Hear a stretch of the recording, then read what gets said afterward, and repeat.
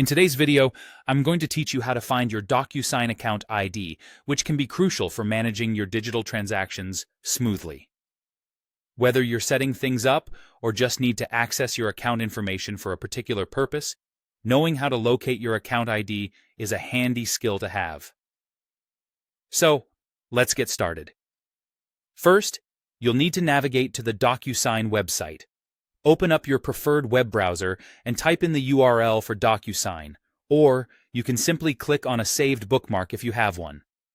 Once you're there, sign in with your credentials to access your account. If you typically store your login details with a password manager, now would be a good time to use it. Once you're logged in, your dashboard will display all the essentials. Now, direct your attention to the top right corner of the page. Here you'll see a circular icon. This is usually represented by either your profile picture or your initials. Click on that icon and a small drop-down menu will appear. At this point, you should see your email address prominently displayed.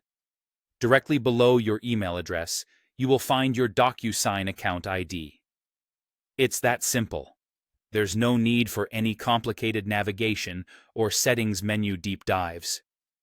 This ID is a string of numbers that uniquely identifies your account, so treat it with care.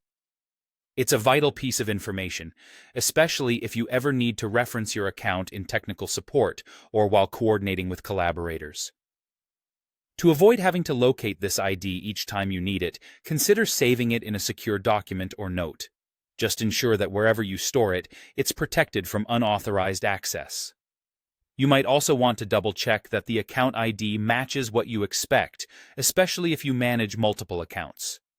With these steps, accessing your Docusign account ID becomes a quick and straightforward task, ensuring you have better control and awareness of your digital transactions.